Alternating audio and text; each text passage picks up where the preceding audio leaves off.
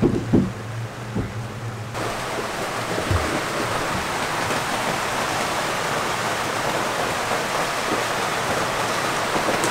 ich meine Freundin immer ärgere und sage, dass ich morgens meinen Kaffee im wunderschönen Südsee trinke.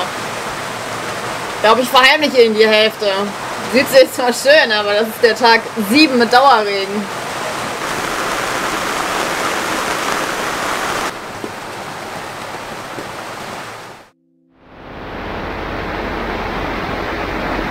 Segeln in der Südsee! Macht richtig Spaß! Eigentlich ist eine Meile vor mir das Austritt, um jetzt raus und nach Ruine zu fahren, aber ich kann es nicht sehen. Ich sehe einfach nur was. Irgendwas, Wolkenbahn. Naja, ich hab mal gesagt, ich komme freiwillig mit der ersten Schicht, aber ich bin ja clever, weil draußen sind mega Wellen. Da kann ich im Auto sagen, so, jetzt ist es dran. Ich hab jetzt Feierabend.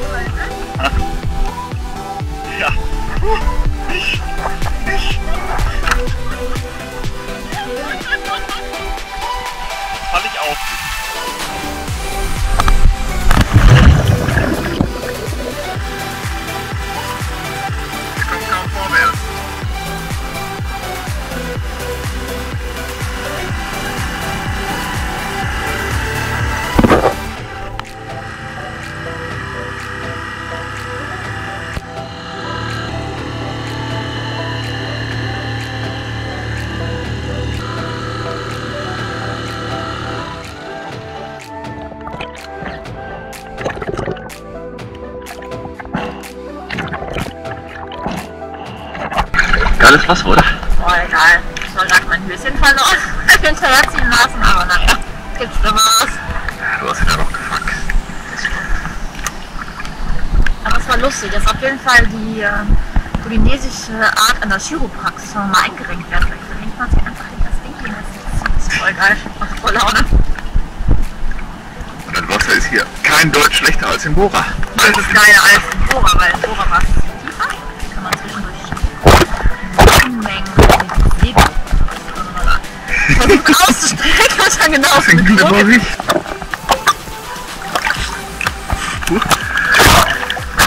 Gurkenattacke! Gurkenattacke! Das ist auf jeden Fall ein kleiner Spießrutenlauf hier mit dem Gürtchen.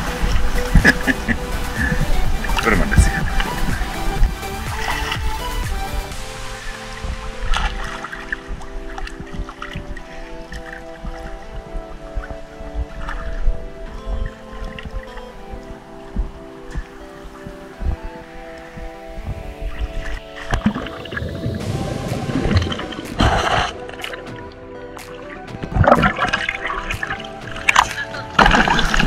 Nix. Hoch auszusehen, oder? Ich glaube, das sah richtig bescheuert aus.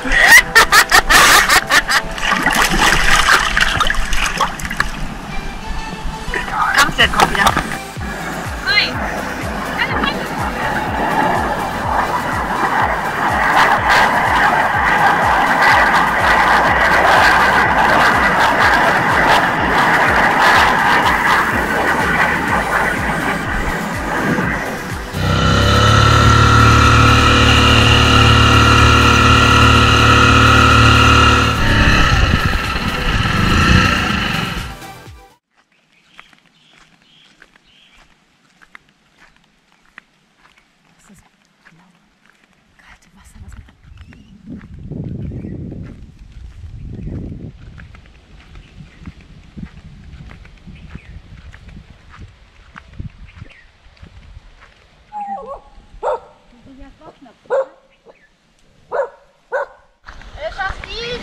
Hochzuklettern, mir den Kokosnuss zu holen.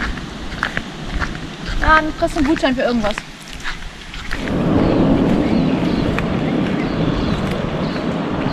Was würdest du denn jetzt so als Fazit nach einem Jahr Polynesien ziehen? Das absolute Paradies auf Erden. Wenn man Französisch sprechen könnte, geht nicht noch besser, aber die Freundlichkeit der Locals hier ist einfach mit nichts zu toppen.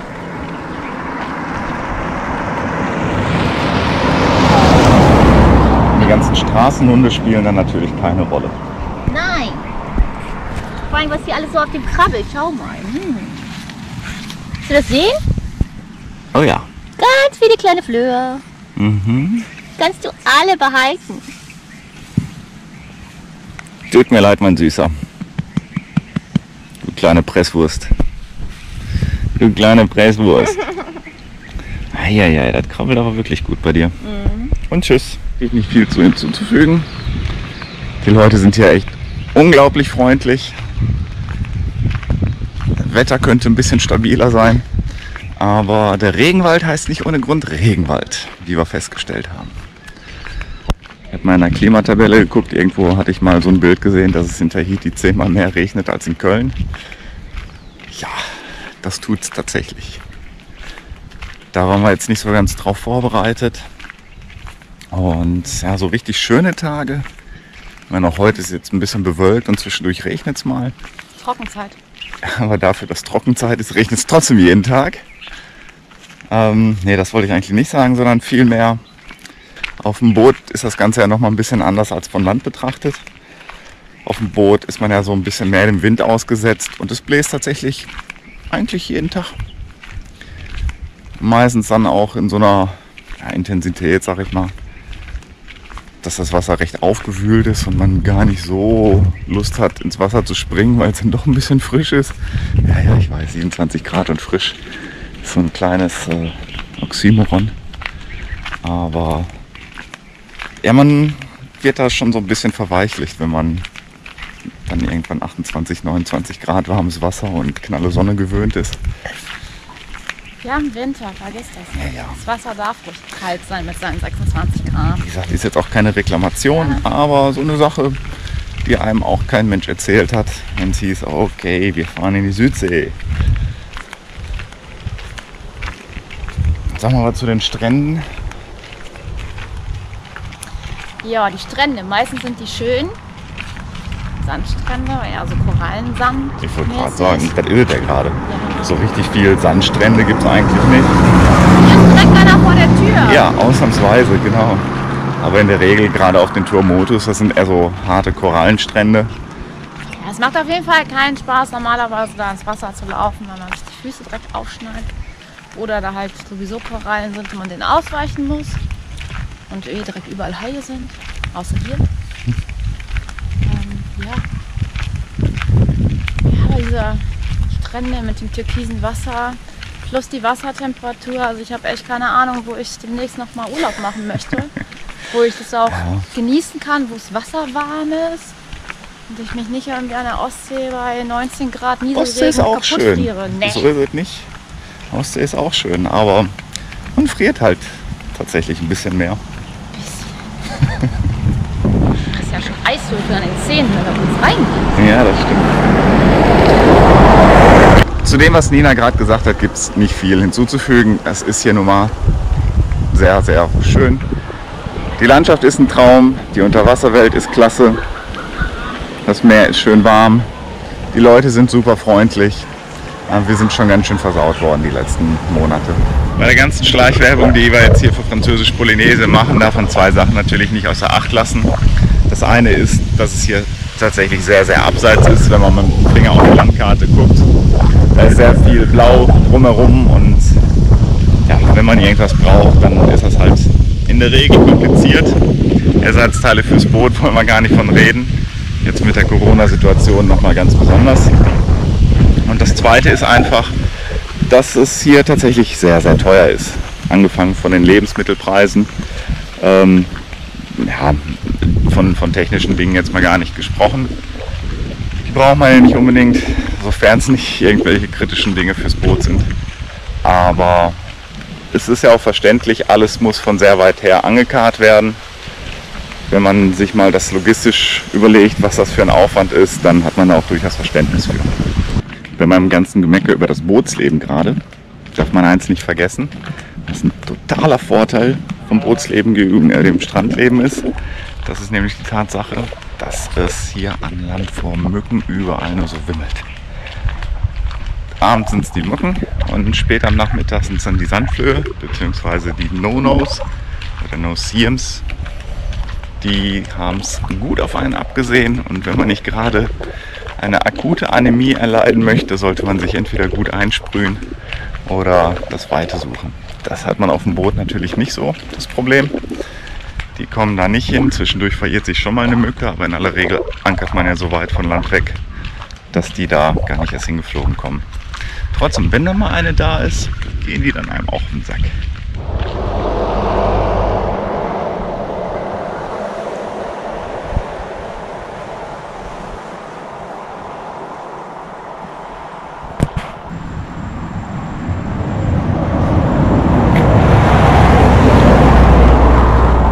Auf jeden Fall beste Lage.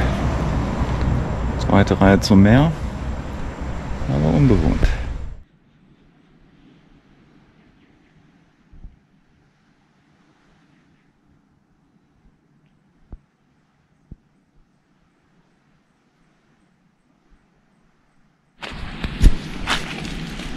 Man hat so Flo von Hundihund. Das Sandmonster guckt gerade, wie es schon wieder geschafft hat, so viel Sand überall zu verteilen. Achso.